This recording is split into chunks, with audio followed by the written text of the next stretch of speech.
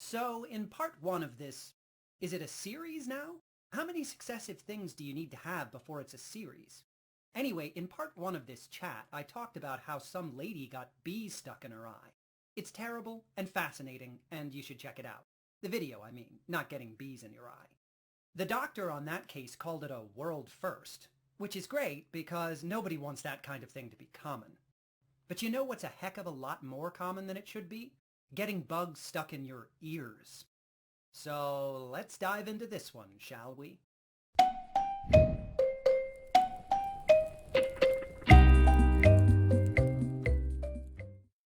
Just looking up bugs in ear on Google. By the way, do not hit the image search on that one, guys. Trust me, you don't need that in your life. Have you ever seen a dream walking? Well, I did. Have you ever seen a dream walking? And of course, it yields just way too many results. Apparently, these things are crawling up in people's ears like a line at Starbucks during pumpkin spice season. One ear, nose, and throat doctor was quoted saying he removes bugs from people's ears around once a month.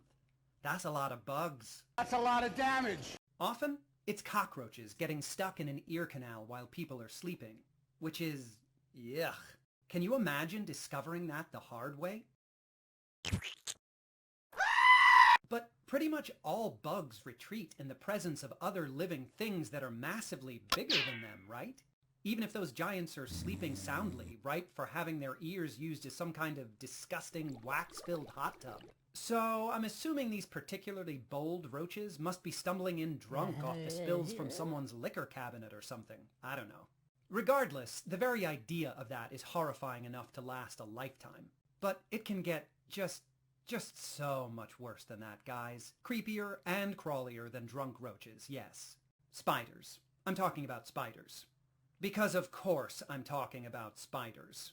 There are a number of cases where spiders have not just gotten stuck in people's ears, they've straight up taken up residence in there. There was a case in China. What is with Asia and getting bugs stuck in your face? Do the bugs there have some kind of lobe fetish or something? Anyway, a case in China where doctors found a tiny little spider spinning a web in a guy's ear canal. This thing was so tiny, the doctor didn't even see it the first time he looked. He found it after the patient was complaining of a crawling sensation inside his ear. Yeah, you're scratching at your own ears right now, aren't you? You should be. Nah, I'm just kidding. Unless you're in Asia. Now this last case I want to mention, well, remember last video when I said we'd be getting the mega awful one out of the way at the start? Yeah, that might be up to your interpretation based on a particular detail of this final story. Some lady in Missouri woke up thinking she had water in her ear, and when it wouldn't go away, she went to get it checked out. It was a spider again, but this particular spider was a brown recluse.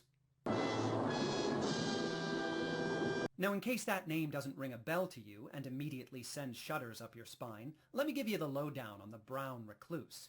If you're not from the USA or don't live in the southeastern part of the US, you may never have come across one of these little nasties.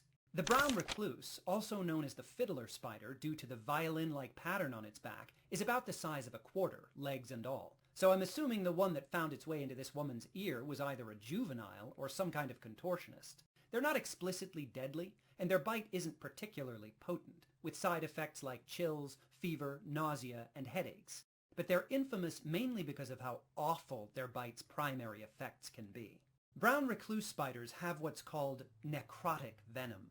I'll spare you the gorier details, but that means, in a nutshell, that it causes the death of cells in the surrounding area of a bite, and it can spread quickly if injected in spots with a lot of soft tissue.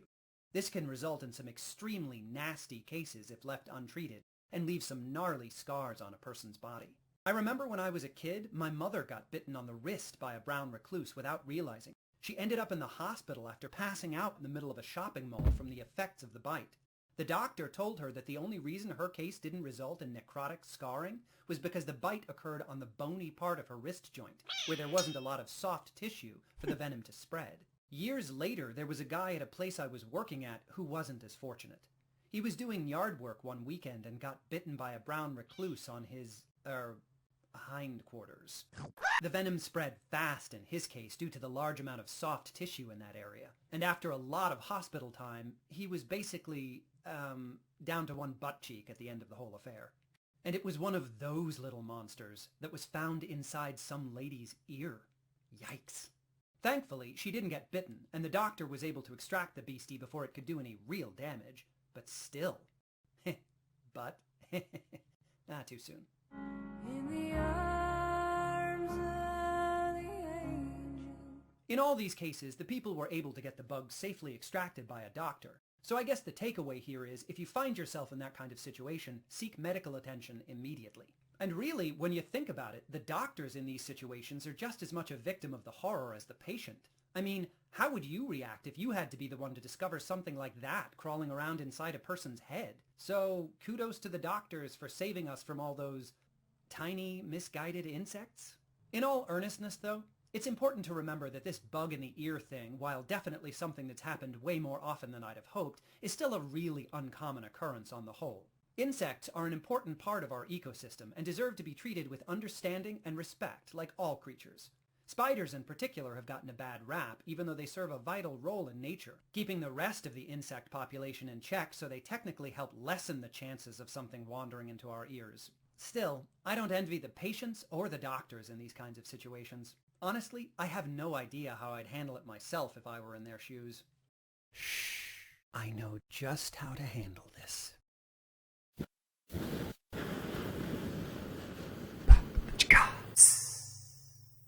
Woohoo! 2 videos down, and there's plenty more coming where that came from, so hit that subscribe button. If you do, I promise not to put drunk roaches in your ear while you're sleeping. Maybe.